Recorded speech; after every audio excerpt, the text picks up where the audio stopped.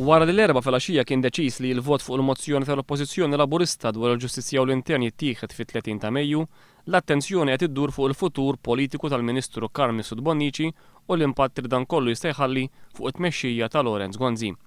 One News jinsab informat li minnu fih wara li kien stabbilita data bdiet issir pressjoni kbira interna fih il-Gvern u fil-Partit Nazzjonalista biex Carmen Sud Bonnici jiġi mġiel jirreżenja minn Ministru tal-Intern u tal-Gvern Lokali. Dawk li qed jimbottaw biex Sud Bonnici jkun laħaq irreżenja sa 30 ta' Mejju iridu li minkejja li jista' ġiet stabbilita data għal mozzjoni tal-Oppożizzjoni fl-aħħar mill-aħħar vot dwarha ma jittieħed qatt għaliex ma jkunx qatt hemm il-ħtieġa. Qed jintqal jekk il-mozzjoni tal-Oppożizzjoni tgħaddi, il-Prim Ministru Laurence Gonzi se jsib lilu nnifsu f'pożizzjoni mill-iktar imbarazzanti. Għalhekk intbagħat messaġġ lil Carmen Sud Bonnici biex iwarrab min jeddu u jevita li jinħolqu dawn iċ-ċirkostanzi imbarazzanti.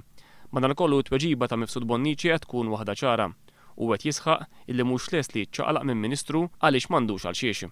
Bil-kontra Sud Bonnici qed jgħid li jrid jieħu l-okkażjoni tad-dibattitu li se jsir fil-Parlament biex jiddefendi r-rekord tiegħu għaliex fi kliemu huwa ma għamel xejn ħażin. Nies qrib tiegħu tisostnu wkoll li f'kull ma għamel kemm ilu Ministru Carm dejjem kellu l-appoġġ u l-fiduċja tal-Prim Ministru Laurence Gonzi. Carmen Sud Bonnici huwa l-kuġin tal-assistent personali tal-Prim Ministru Edgar Gallia Kurmi.